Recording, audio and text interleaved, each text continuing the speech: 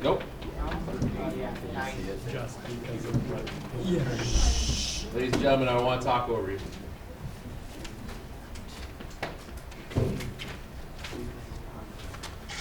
Number 9, you wind up with, you look at it, you've got variables on both sides of the equation. Does everybody agree? What I want to do is pick on the little guy. By picking on the little guy, I'm going to move the 2 cosecant. So while I'm moving the 2 cosecant, I'm also going to move that negative root 2 cosecant, cosine cosecant. I'm going to set the left side equal to 0 and move everything else to the right. Because whenever we're setting up and solving these trig equations, we always get one side equal to 0. So I'm just going to work with that one. That way it helps deal with the positives and negatives here. So let's do that. And you get 0 is cosecant of x plus root 2. What's going on? Cosine x, cosecant x. For me? Do I get out of class? Darn it. So now I've got 2 separate terms, both set equal to 0. Well, that means that I have to start learning, figuring it out and remembering how to factor. So they both share a cosecant. So you factor out a cosecant.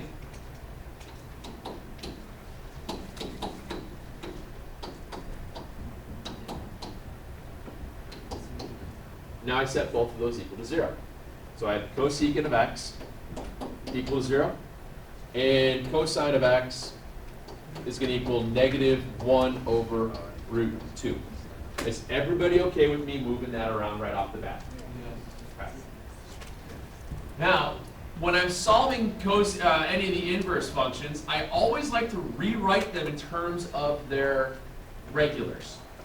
So what is the inverse of cosecant? Sine. So if I inverse sine, or inverse cosecant, I get sine of x. What's the inverse of 0? Undefined. Undefined. So will sine ever be undefined? No. Sine is continuous. It never is undefined. So this is a no solution part. So this is no. I won't have an answer there. Yeah. Well, what? It was in unison. So. I didn't do it that way, but I got cosine of x equals -1. But here's what happens. By dividing everything out by the cosine, the cosecant like that, you've eliminated a possible solution. Sometimes when you do that, you might have a root that is 1, and you're not getting an extra answer. All right? It does happen from time to time where if you do that, you're going to forget all about another setup. Don't do that. Always remember to set aside equal to 0 and go from there. I just moved the thing to the other side and I did it that way. Yeah. It does, it basically goes through the same scenario, but what happens is you eliminate the possibility of having another answer here. All right? Because I think I did one like that the other day where it was a tangent. If you do that, you forget about a whole other part of the problem. So you just got to be careful. Okay? Guys. Yes, sir. Well, ones can be undefined, like sine, cosine. Yeah. Sine and cosine can be undefined because it's continuous, or will not be undefined because they're always continuous. Tangent is the one that has the undefined answer because you get 0 in a denominator. So whenever cosine is 0, so that is at what, pi over 2 and 3 pi over 2, tangent is undefined. Remember, when you graphed tangent, you had asymptotes. Your asymptotes were where it was undefined. Tangent can equal 0, yeah. Remember, tangent is sine divided by cosine. So as long as cosine is not 0, if sine's 0, cosine could be 1. And you get 0. Tangent can equal 0. So here you get the triangle. You've got the 45s. It's negative, so which quadrant has a reference angle pi over 4? Where is cosine negative? 1 and 4. 2 and 4. 2 and what? 2 and 3. So that means I'm over here and over here. So my 2 possible solutions then would be, what is that? 3 pi over 4 and 5 pi over 4. This was a general solution problem, so you don't have to worry about tacking on anything. Wait, so what was the tangent? Think about the quadrangles. You've done that before. We did that. Tangent 0.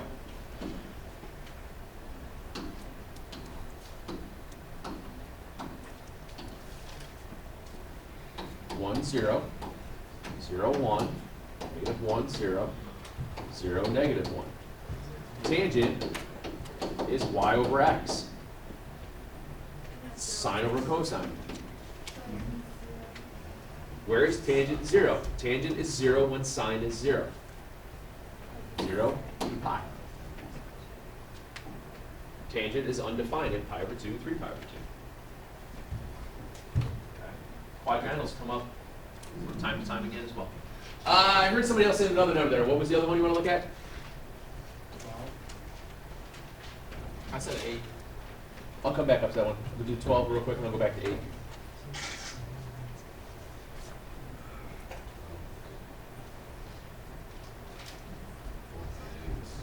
Add 4, divide by 3.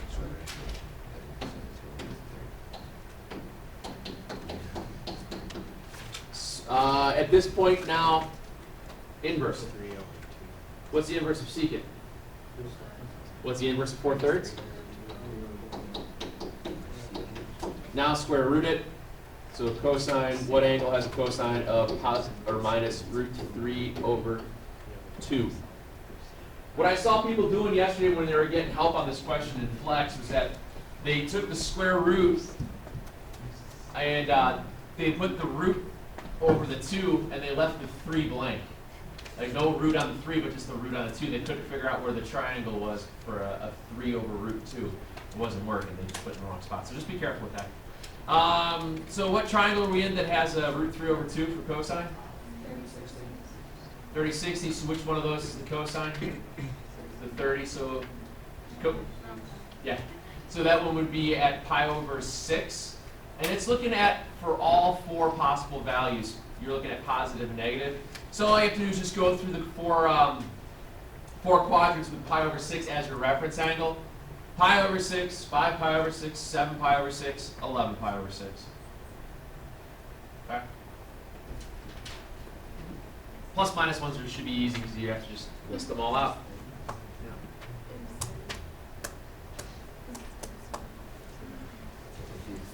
Number 8. Excuse me.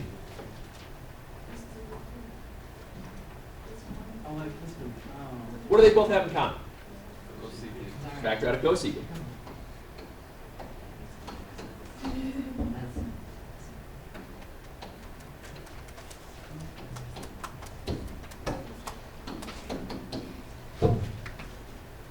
Set them both equal to 0.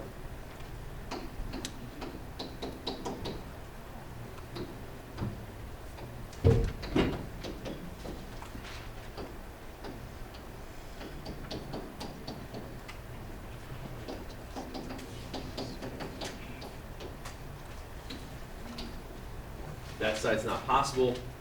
And who has the cosine of a 1/2? 60, very good. So that'd be pi over 3. Cosine is positive in the first and in the 4th quadrant. So it's pi over 3. Pi over 3, very good.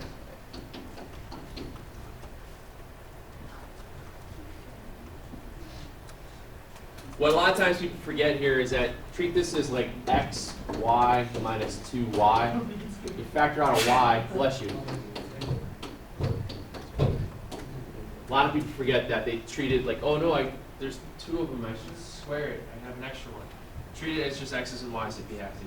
Sometimes that clears it up for people when they first set them up. What else we got?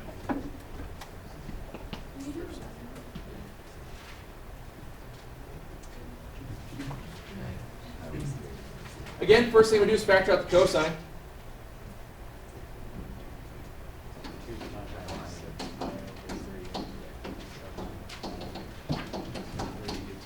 Set them equal to 0.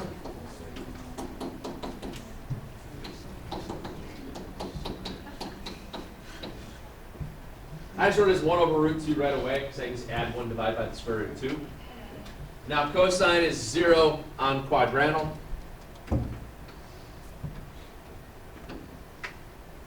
Cosine is 0 at pi over 2, 3 pi over 2. Bless you.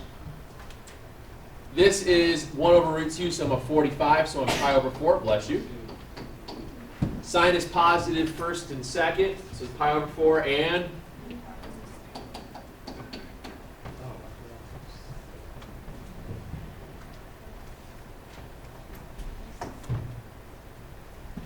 all right. Go ahead and pass up the work. Save your worksheet so you have, if you want to continue to look at it and practice with it, that's fine. Do you want to look at it? It's okay. I want to talk a little bit more again about the test. Yo! Did you have any questions on that? You all right with all of them? Yeah, hold on. We'll have a couple minutes towards the end here. If you want to look at it again, that way I can answer any questions you got. Okay? My son will start writing really good.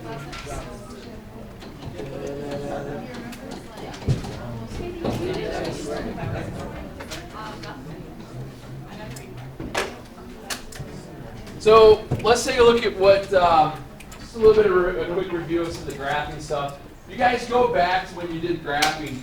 You were really good at it. You had really no major issues. Your major issues was forgetting which direction to go with A values if you didn't read it correctly. What I want to make sure that we see here is reminding you how to find amplitudes and periods. What does it mean to be shifting? I'll probably do one graph of a sine, one graph of a tangent, just so we all remember how they go. Remember, sines and cosines are very simple to graph. You just have to worry about your periods and stuff like that. So what do you find, or excuse me, how do you find the amplitude of a sine or a cosine graph? Absolute value. Absolute value of A. Okay. So our amplitude is always the absolute value of A. And the period for sine or cosine is always what? 2 pi over z bar. Very good. It's 2 pi over the absolute value of B. So the biggest obstacle we ever came across with these types of graphs is if sometimes that B value was hiding within the parentheses. Other than that, it was extremely straightforward. Like I said, you guys are really good at these. I don't think it's going to take us very long just to do a one quick sine or one quick cosine problem. We can call it a day. So let me look at I did sine last hour. Let's do a cosine.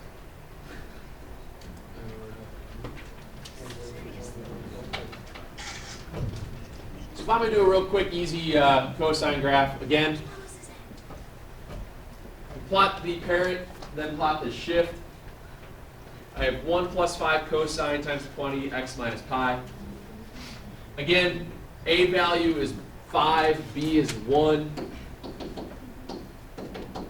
H is H going to be pi or negative pi? Pi. Very good. And K is 1. So that means every one of my points for the parent function is going to go right pi and up 1. Again, when you start to do this, if my B value is 1, that means my period is 2 pi. My amplitude is going to be 5. What's the formula for the period? For cosine and cosine, the period is always 2 pi over B.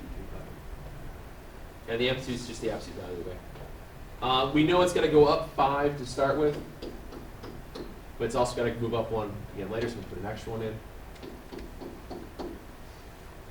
Period is 2 pi, so I'm just going to put 2 pi out here, and then split it up.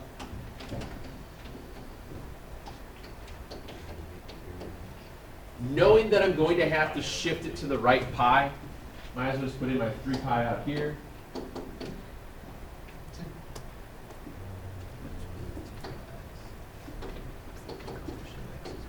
I just leave that there for now.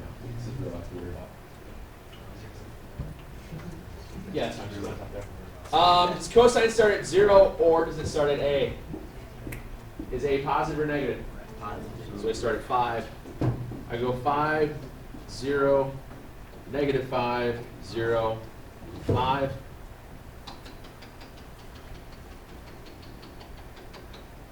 And then at that point, you just move everything to the right pi. So I start at here, and go up 1.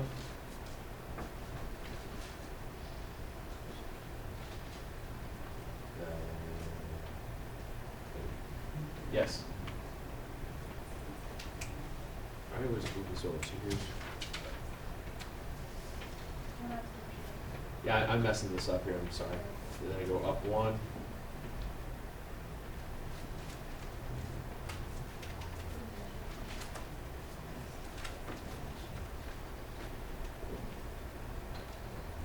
I got lost in my dots, sorry. And there's my shift.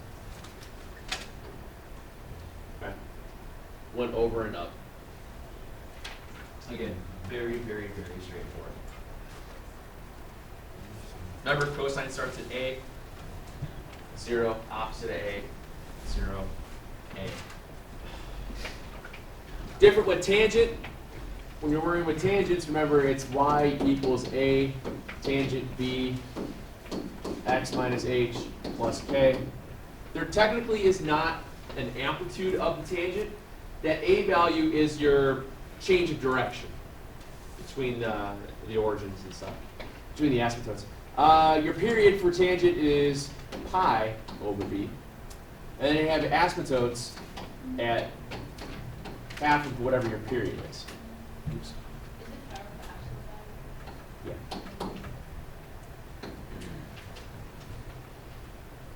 Pi over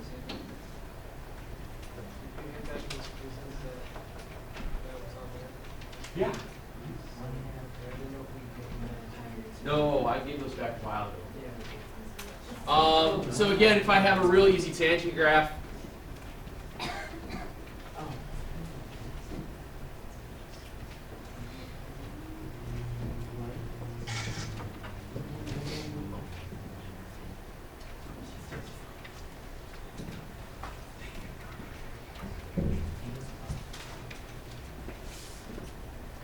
my A is -1,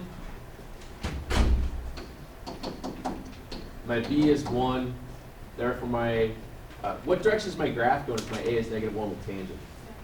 It's moving down and right. H is -pi over 2, and K is 2. My period in this case is going to be pi. Everybody agree? So the B value is 1. Remember, the generic form of tangent, the parent function always goes through the origin. Your asymptotes are half of the period, so it's at pi over 2 negative and pi over 2 positive. The value of A occurs halfway between the origin and an asymptote on both sides, plus and minus pi over 4.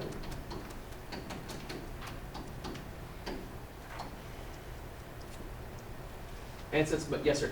Isn't the period formula different from tangent? Yeah, it's pi over b. So then again here, since we know it's moving down and to the right, here's my 3 spots.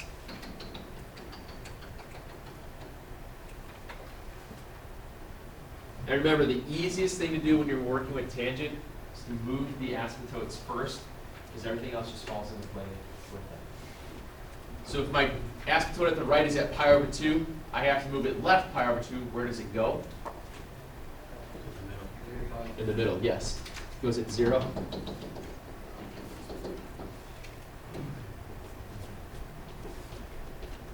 Negative pi over 2 over here goes now to negative pi.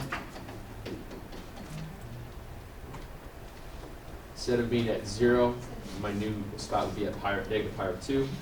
But my k value was 2, so it's got to go up here. And then we'll be at negative 3 pi over 4.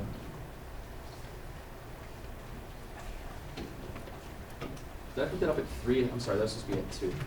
This one's at 3. And it's here. Again, tangent graphs are very easy.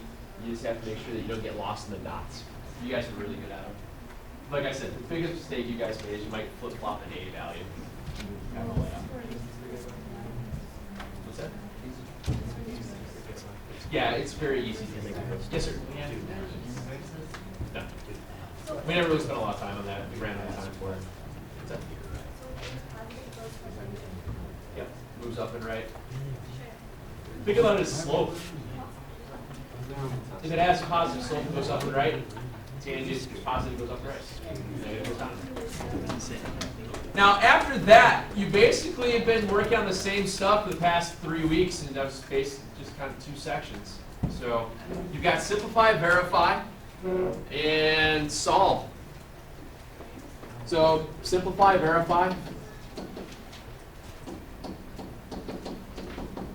Solve general, and then solve within a revolution. It's soft general, all What? What's that? soft general, not all 4. Solve general is when you might have to tack on stuff. All just When you're solving for interval, it means you're solving for every possible value within the revolution. You don't do pi over 2 plus pi plus pi or anything like that. Okay? You just list out every angle that it first. Yes? And if it's like, where it only happens even here, you don't take on anything, because there's no reason to go on. Correct. Alright, there's a way to do it. It's usually when they're pi apart, or if it forms, or if you're on a 45, all 4 for 45. With what? Oh, we just did a bunch of them.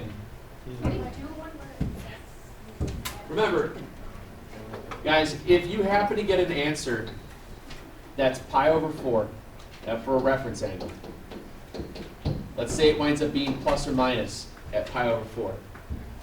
That means it's here, here, and here. All of it. Every one of these is equidistant from each other. If it is a general solution, and you have to label all 4, if it's occurring at all pi over 4 values, that's the time that you do the pi over 4 plus pi over 2n, because they're all 90 degrees apart if it makes a square. If it's just on a diagonal from one another, say this is pi over 3, and this one would be 5 pi over 3.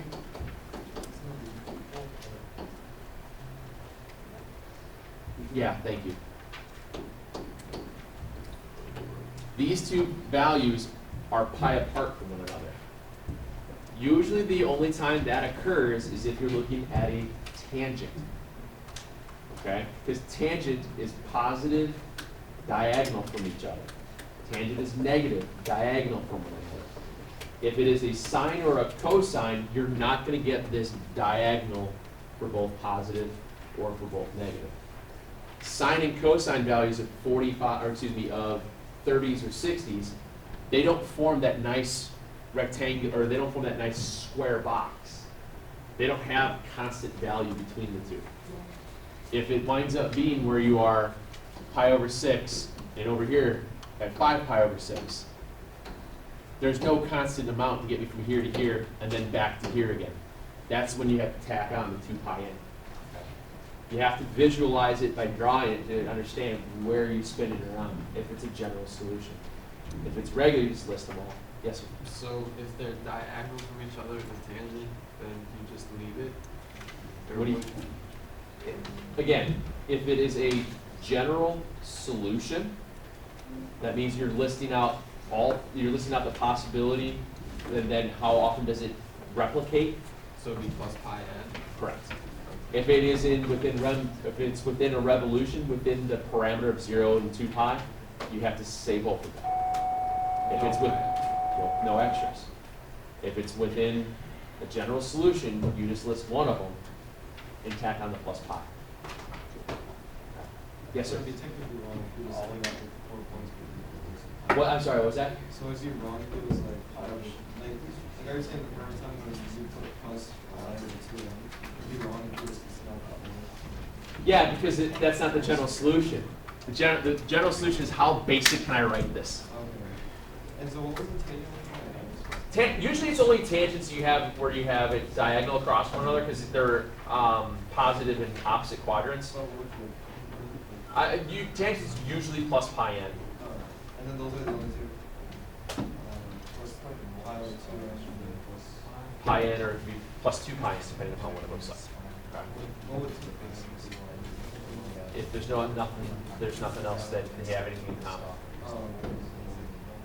Just like this. I have to go all the way around again to get to here. I gotta go all the way around again to get here. All right, that's your plus 2 pi n stuff. Other than that, I mean, I think like I've said, we've done just about every single possible verify or simplify except for the ones that you're gonna get tomorrow. I had to save something. Yes, sir. Okay. How many questions? Oh, I thought you heard me say that. There's 11. There's 11 total questions. It's worth 1 billion points. I've raised it from a million. So if you miss one question, You miss one question, yeah, you get less than 1 billion points. Yes.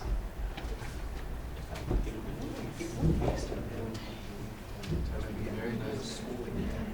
What if you get half of it right? You get 500 million points, right?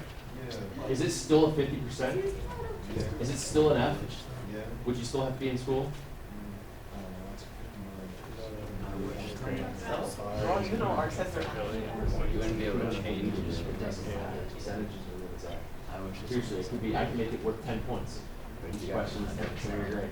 It doesn't matter how much. It makes absolutely no difference. It's all weighted. It's not a total point value in class. It's When your grades are like no matter weighted, what, it's it gonna doesn't- keep lowering your grade. All right. You know what I'm talking about? I know. Use this time right now. If you got other questions, went out, I'll wander around and answer them for you. But I just want to give you guys a heads up of where we're at.